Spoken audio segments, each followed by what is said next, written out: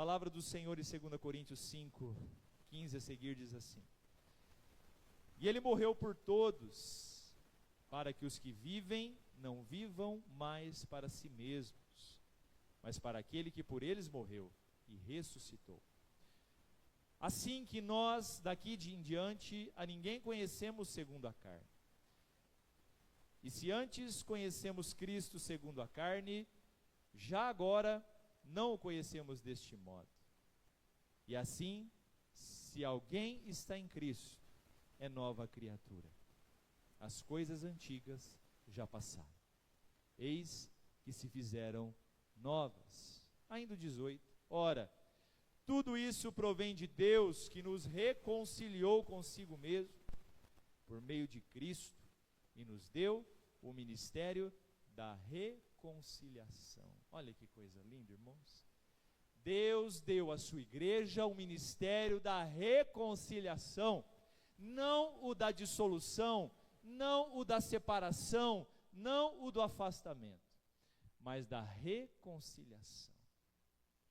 Primeiramente nós reconciliados com Cristo, e depois uns reconciliados com os outros. Isso é muito importante. Pai, eu quero te louvar, Senhor, pela dádiva de mais uma vez participar deste momento solene, desta noite santa. Cremos, Pai, que em noites de ceia do Senhor, nós vivemos algo muito especial. Hoje então nem se fala, vivemos os nossos dois sacramentos no mesmo dia, o batismo e a ceia do Senhor. Queremos que a tua presença, Pai, hoje se faz ainda mais notória, trazendo novas vidas a esse rebanho, e nos dando a oportunidade de comer do pão, beber do cálice, e declarar, Pai, a plenos pulmões: Maranata, ora vem, Senhor Jesus. Fala conosco pela tua palavra, nos visita, Senhor, durante a ministração da ceia, que possamos sair daqui desse lugar mergulhando em águas profundas, navegando no oceano do Espírito. Oramos assim, consagrando esse momento ao santo e precioso nome de Jesus. Amém. Pedi para nossa irmã Gisele colocar Apocalipse 21, a partir do versículo 1. Glória a Deus. Só para dar respaldo a essa palavra, vamos falar sobre nova criatura, sobre nova vida. Nós vamos ler até o 5 aqui, ó. Acompanhem comigo. Ó. E vi novo céu e nova terra. Pois o primeiro céu e a primeira terra passaram e o mar já não existe. Vi também a cidade santa, a nova Jerusalém, que descia do céu da parte de Deus, preparada como uma noiva enfeitada para o seu noivo. Então ouvi uma forte voz que vinha do trono e dizia: Eis o tabernáculo de Deus com os seres humanos. Deus habitará com eles, eles serão povos de Deus. Olha que coisa linda, povos, está no plural, né? E Deus mesmo estará com eles e será o Deus deles. Verso 4 ainda. E lhes enxugará dos olhos toda lágrima.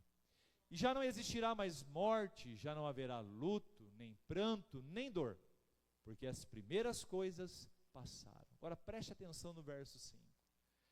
E aquele que estava sentado no trono disse, o Deus eterno, irmãos, o Rei dos Reis, disse: Eis que faço novas todas as coisas.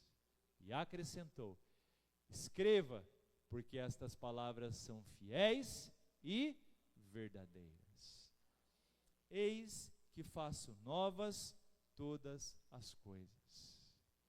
Pergunto à igreja amada do Senhor: se Deus pode fazer novos céus, nova terra, apagar o luto, o pranto, a dor, nos dar um corpo glorificado e nos fazer habitar numa cidade que descerá do céu adornada, enfeitada, como uma noiva se apresenta ao seu noivo. Pergunto à amada igreja, se esse Deus pode fazer todas essas coisas, Ele não tem poder para transformar uma pessoa? Ele não tem poder para arrancar a velha natureza e semear nessa pessoa, homem ou mulher, uma nova natureza? E eu louvo a Deus por isso, queridos, porque há muitos anos atrás o Senhor me alcançou. Há muitos anos atrás o Senhor alcançou outros, e tem alcançado, hoje alcançou essas irmãs. Elas já eram do Senhor, elas já haviam crido. O primeiro passo para a salvação é crer e entregar a vida a Cristo. Mas o batismo, ele sela, o batismo, ele é o acabamento final desta obra linda, santa, daquele que é atraído pela cruz do Calvário. Então, meus queridos, tema dessa mensagem baseada nas palavras do apóstolo Paulo em 2 Coríntios 5, 15 a 18, fala sobre nova criatura, nova realidade, nova vida, nova criatura, nova realidade, nova vida. A palavra criatura significa pessoa ou coisa que resulta de um ato da criação. Olha que coisa espetacular Deus faz com a gente por meio do seu Filho, irmãos. Porque a salvação vem pela graça, mediante a fé em Cristo Jesus. E isso não vem de nós, é dom de Deus. Não se pode comprar com dinheiro, como diz o apóstolo Paulo em Efésios 2:8. Meus queridos, Deus transforma velhas criaturas em novas. Ele muda destinos. Ele apaga o nosso passado, não diante dos homens e não da memória dos homens, mas Ele apaga o nosso passado no sentido de condenação. Já disse isso outras vezes, mas volto a repetir. Martinho Lutero, reformador, um homem em que Deus revelou a graça, ele ministrando no seminário, no século XVI, no intervalo de uma aula para outra, cansado, ele se debruça sobre a sua mesa e ele tem um sonho. E nesse sonho, surge na sala de aula um sujeito, um homem, com vestes escuras, semblante sisudo, e um cheiro muito forte, como de enxofre, tomou conta daquela sala. E aquele sujeito foi para a lousa, para o quadro, pegou o giz, e começou ali a escrever naquela lousa todos os pecados de Lutero. Todos. E no sonho, quando termina a lousa, aquele indivíduo joga o giz novamente ali no canto, no quadro. Lutero se levanta, pega o giz e continua escrevendo os seus pecados em toda, até fechar as 4 paredes da sala. Porém, ele deixa um espaço, e nesse espaço ele diz assim, vírgula, porém perdoado pelo sangue do Cordeiro. Satanás o estava acusando do seu passado, o acusando dos seus erros, fazendo o papel de que muitos secretários do diabo fazem. Porque infelizmente na face da terra muita gente, e pasmem, dentro das igrejas, que não conseguem entender a obra de Deus, que não conseguem entender que Deus transforma pessoas. Deus não transforma pessoas em pessoas perfeitas, que não erram, que não pecam mais, mas as fazem nova criatura, nova criação. E o que é uma nova criação espiritualmente falando, senão um bebê na fé que é gerado? Quando uma criança nasce, que eu saiba, não sou perito nisso, mas eu sei que um bebê não consegue se alimentar sozinho, não se troca sozinho, não se higieniza sozinho, não anda, não consegue nem pedir nada, porque ainda não vocaliza falando, não fala, vocaliza apenas chorando, gritando. E existe então um passo a passo, existe então um desenvolvimento, um processo. E quando nós nascemos em Cristo, é isso que acontece. Nós começamos a nos desenvolver. E como toda criança, crianças erram, falham, tropeçam, caem, nós também estamos sujeitos a isso. Mas isso não anula a obra do Senhor. Que na cruz do Calvário, e essa mesa fala disso, esse pão representa o corpo do nosso Senhor, que foi dilacerado no Calvário. O cálice, o sangue, que é a vida, que foi derramada como sacrifício vivo por nós. O corpo, o sangue, o nosso Senhor Jesus, levou os nossos pecados. A culpa que pesava sobre nós, o escrito de dívida, a promissória impagável foi rasgado. Então você pode olhar no espelho e contemplar, não com orgulho, não com soberba e com arrogância, mas com tremor, temor e misericórdia. Você pode se olhar no espelho e dizer: glória a Deus, eis aqui um homem salvo pela graça. Isso é obra do Senhor, irmãos. Nova criatura, nova realidade, nova vida. Primeira coisa que eu gostaria de compartilhar com a igreja nessa noite, os que nos ouvem através do YouTube, do Facebook, é que a nova criatura assume uma nova identidade. Isso é muito especial. Se criatura significa pessoa ou coisa que resulta de um ato da criação, então agora essa nova criatura, criada espiritualmente pelo Senhor, ela assume uma nova identidade. O batismo fala disso. O ato da imersão, de emergir e depois de sair ali da água, de submergir e depois de emergir, de sair, significa isso. É o sepultamento. Simboliza que a velha natureza morreu e agora, saindo das águas, nasce um novo indivíduo, uma nova criatura, que passará daqui em diante a viver, a se esforçar, a lutar para assumir a sua nova identidade. A nova identidade de filho e filha de Deus. E que bom que isso acontece. Isso é maravilhoso. A nova criatura assume a identidade de Cristo, sua vontade, seus desejos, sua volitude, ações e a própria vida não são mais vividas como outrora. É uma nova disposição. Meus irmãos, eu não gosto nem de pensar o que seria de mim hoje se Cristo não tivesse me alcançado. Na verdade, eu já tentei imaginar isso, mas eu não consigo. Eu só sei dizer para vocês uma coisa: a minha realidade hoje seria bem triste. Com certeza eu não seria a pessoa feliz, realizada que eu sou. Porque é muito bom viver com Jesus e na companhia da sua igreja. E é isso que Ele faz. Ele nos dá uma nova identidade. Ele nos prepara agora para um novo tempo. Ele assume agora a nossa vontade. Se antes você fazia o que queria, agora não. Agora a gente vive para a vontade de Deus, para que Cristo viva em nós. Gálatas 2:20, Gisele, por favor.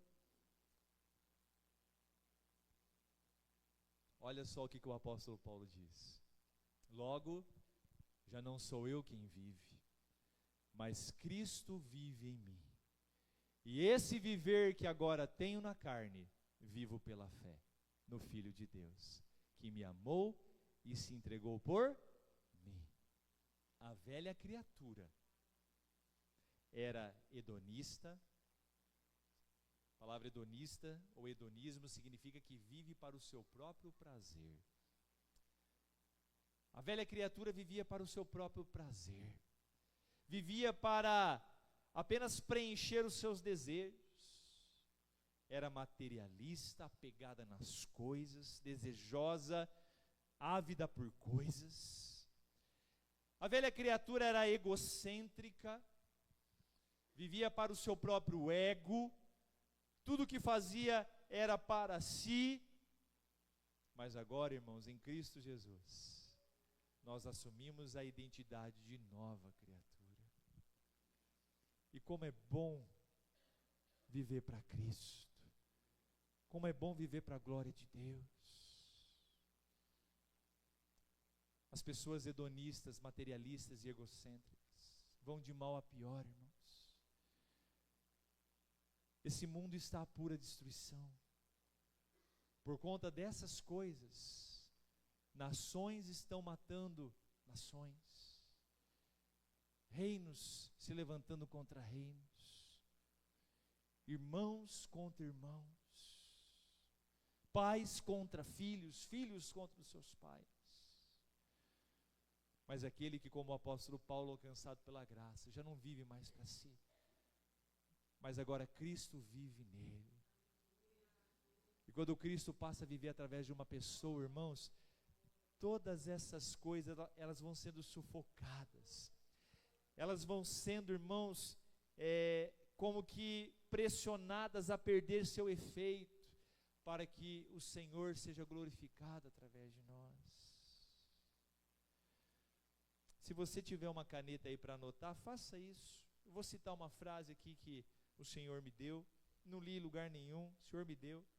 Se você puder anotar, se não, anota no celular aí, não sei. A nova criatura, preste atenção, a nova criatura vive em rendição. A velha criatura vive em escravidão.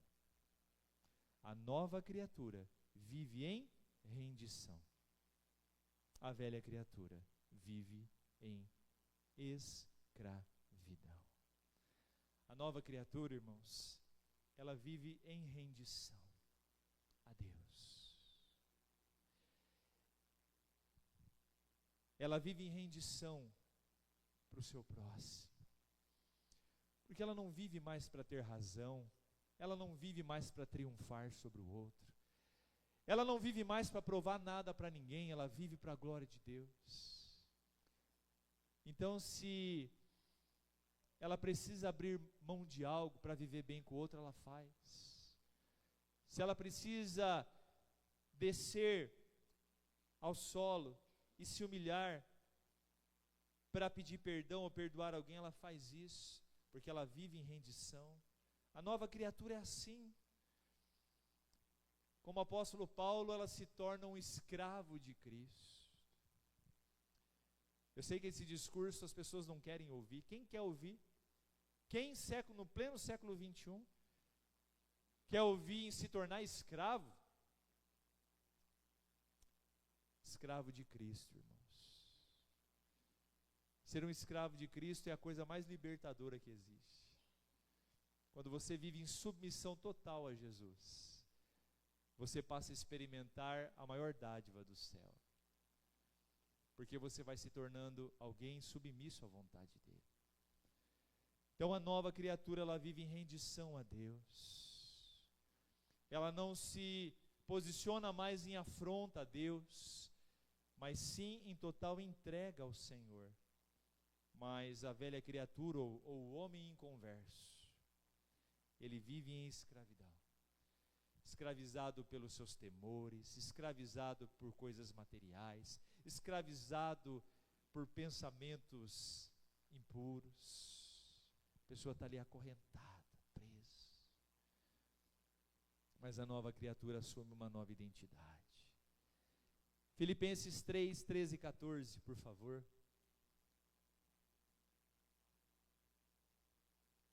Palavras do apóstolo Paulo ainda. Irmãos, quanto a mim, não julgo havê-lo alcançado, mas uma coisa faço, esquecendo-me das coisas que ficam para trás, e avançando para as que estão diante de mim, prossigo para o alvo, para o prêmio da soberana vocação de Deus em Cristo Jesus. Portanto, queridos, tanto a mim, a você, que há muito tempo já entregou sua vida a Cristo, e às irmãs que hoje se tornaram novas criaturas. O conselho do apóstolo Paulo é o mais lindo de todos. Quanto a mim, eu me esqueço das coisas que para trás ficam e prossigo para o alvo, para o prêmio da soberana vocação de Cristo Jesus. Tem um ditado antigo que diz que é para frente que se anda, e é verdade, não é? Portanto, meus queridos, você que teve a dádiva de se tornar uma nova criatura pela graça de Deus, lembre-se sempre disso. Esqueça-se das coisas que ficaram para trás. Olhe para frente. Olhe para o prêmio, o alvo. A vocação que Deus deu a todo crente, a todo aquele que Ele alcançou, que é a vida eterna. Quantas pessoas, meu Deus, isso me entristece tanto, quando eu vejo pessoas que ainda não entenderam, que elas não são mais quem um dia foram, mas Deus fez novas todas as coisas. Deixe as coisas que ficaram lá no passado e avance. Sabe o que é avançar? Para mim, quando fala a palavra avançar, irmãos, para mim não é nem andar, não é só andar para frente, é correr. Avançar é correr, é ir ao encontro de algo com alegria, com desejo. Avance para as coisas que estão diante de você. Deus quer fazer de você, mulher, uma mulher cheia do Espírito Santo,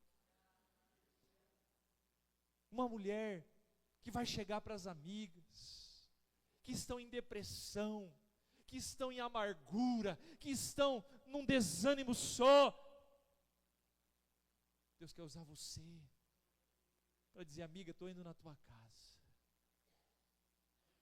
para você chegar lá e abraçar essa pessoa, e orar com ela, e falar da palavra do amor de Deus para essa pessoa, e declarar libertação a essa pessoa. Deus quer fazer de você, homem, um instrumento de poder nas mãos dele. Você é nova criatura. Ah, pastor, mas eu fiz. E daí que você fez? Eu também fiz. Quem não fez?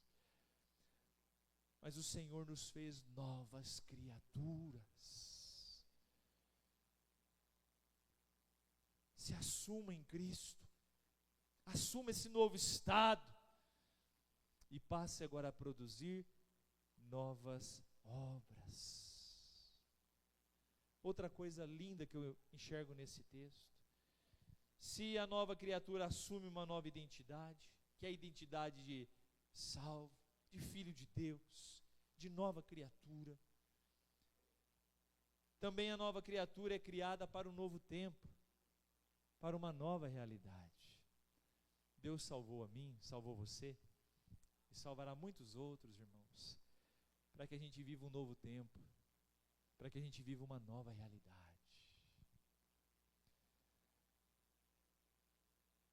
O próprio autor dessa carta, irmãos, o apóstolo Paulo, carregava com ele essa verdade. Alguns aqui conhecem a vida do apóstolo Paulo. Ele foi criado aos pés de um homem chamado Gamaliel, neto do rabino mais famoso até hoje em Israel, chamado Hilel.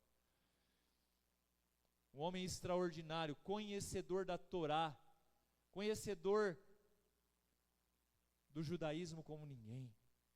Paulo foi preparado para suceder Gamaliel. Mas um dia, ainda Saulo de Tarso, ele recebeu cartas para matar aqueles que ele chamava de os do caminho, aqueles que eram da seita de Jesus Cristo Nazareno. E ele recebeu cartas para matar e jogar na prisão a esses.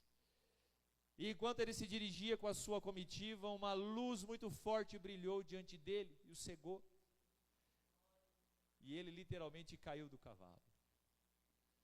E essa voz disse para ele: Saulo, Saulo, por que você me persegue? E a história nós conhecemos, irmãos. Saulo de Tarso agora é tornado Paulo. e se torna um expoente da graça e do amor de Deus. Um homem que com a sua velha natureza era religioso, consentiu na morte de cristãos e ajudou matá-los, prendê-los, agora é feito nova criatura. Deus pega um perseguidor e faz dele um homem perseguido. Deus pega um judeu ortodoxo e faz dele um cristão, do qual o coração ardia por Cristo. Paulo demorou, irmãos, 10 anos para se tornar o apóstolo Paulo. Sabe por quê? Primeiro por permissão de Deus, mas também porque os outros cristãos não acreditavam naquilo que Deus tinha feito na vida dele. Achavam que ele era um espião infiltrado no meio da igreja para prender os apóstolos. E por isso escantearam ele.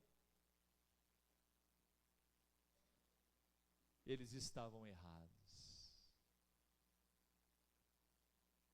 Meus queridos, nós não podemos cair no erro desses irmãos do passado.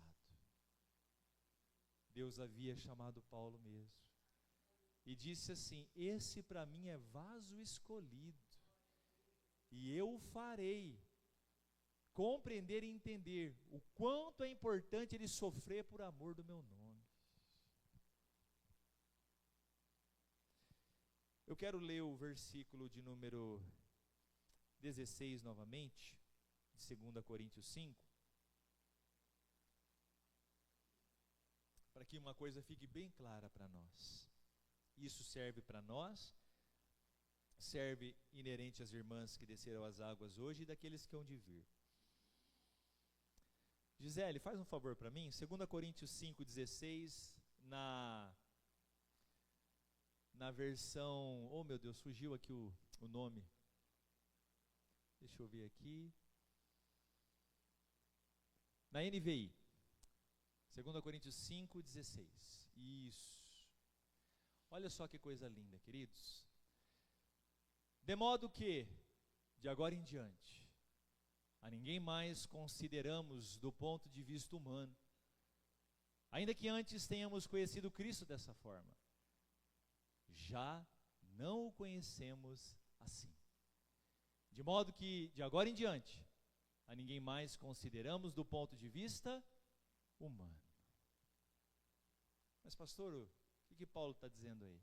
Queridos, quando Deus transforma a velha criatura em nova criatura, quando Deus pega um pecador e salva, limpa, lava ele pelo seu sangue, e pelas águas ele é agregado à igreja do Senhor, nós não temos o direito, não podemos de forma alguma, mas olhar para essa pessoa, irmãos, e considerando ela do nosso ponto de vista humano, julgando as suas ações, quem ela foi, deixou de ser, o que ela fez ou deixou de fazer, porque agora nós precisamos olhar para essa pessoa como nova criatura, porque se nós olharmos para as pessoas, julgando-as pela sua velha natureza, nós estamos colocando por terra a obra do Senhor, e esse é o papel da igreja, entender que Deus tornou aquela pessoa, homem, mulher, jovem, criança ou já idoso, em nova criatura. E agora eu preciso olhar para essa pessoa com olhos de amor, com olhos de irmandade, abraçando essa pessoa, amando essa pessoa, não como os irmãos do passado fizeram com o apóstolo Paulo, duvidando daquilo que Deus fez. Talvez lá no passado, pessoas olharam para você e falaram, não fica um ano na igreja. E glória a Deus, eles estavam errados. Não vamos cair nesse erro. Vamos considerar aquilo que Deus fez em nós e nos reconhecermos como nova criatura. E vamos olhar para aqueles que Deus está trazendo e também ver aquilo que Deus está fazendo na vida deles. Porque se a gente não agir assim, irmãos, em vão é a nossa fé. Nós estamos brincando de igrejinha. Estamos brincando de cultinho. Tudo em vão. O Senhor nos chamou para verdadeiramente, irmãos, irmanados numa só fé, num só Espírito, nos amarmos, sermos igreja, entender que Deus chama pessoas para um novo tempo, para uma nova realidade. Eu louvo a Deus por cada um de vocês, porque vocês foram escolhidos pelo Senhor, e essa obra não seria o que é se vocês não estivessem aqui. O corpo tem muitos membros, nem todo o corpo é mão, nem todo o corpo é pé, nem todo o corpo é cabeça, mas de forma perfeita Deus fez todos os órgãos, tudo tem uma funcionalidade, tudo é perfeito, tudo se comunica e se conecta muito bem no nosso corpo. Assim é o corpo de Cristo, irmãos. Esse corpo ainda não está completo. Há mais membros para vir. Há mais membros para serem enxertados. E nós não podemos rejeitá-los, mas nós precisamos recebê-los. Quero ler um texto que se encontra em João 13, versículo de número 35. 34 e 35. João 13, 34 e 35. Meus queridos, presta atenção nesses dois versículos. Quem está dizendo isso aqui não é um comedor de arroz e feijão, um pobre como eu, ser humano, mas é o nosso Senhor e Salvador Jesus Cristo. Eu lhes dou um novo mandamento. Olha só, Jesus está dizendo aos seus discípulos e a todos que estavam ali naquele momento ouvindo: eu lhes dou um novo mandamento, que vocês amem uns aos outros, assim como eu os amei, que também vocês amem uns aos outros. Nisto todos conhecerão que vocês são meus discípulos, se tiverem amor uns aos outros. Mas claro que isso não dá para ficar, irmãos. Jesus deu um mandamento à sua igreja. Nós devemos amar uns aos outros como Ele nos amou. Quem aqui pode dizer para mim até onde foi o amor de Jesus Cristo por nós? Até onde foi? Resultou em que ação? Pode dizer. O amor de Jesus por nós resultou em que ação? Meu Deus. Morte. Entrega na cruz. Jesus nos amou até o fim. E Ele nos dá um mandamento, que nós devemos amar uns aos outros como Ele nos amou. Ah, pastor, mas eu não sou Jesus. Claro que você não é. Ninguém é. Mas Jesus não daria um mandamento se ele não fosse passível e possível de ser cumprido. Porque a gente não ama por nós. A gente ama pelo poder do Espírito Santo. Então, meus irmãos, se nós queremos ser uma igreja que verdadeiramente faça diferença nessa cidade, se a gente quer ser um farol que atraia vidas e mais vidas para o caminho do Senhor, se a gente quer que todos nos conheçam e saibam que nós somos discípulos do Senhor, nós precisamos amar uns aos outros. Vamos ficar de pé? Quero chamar os nossos presbíteros.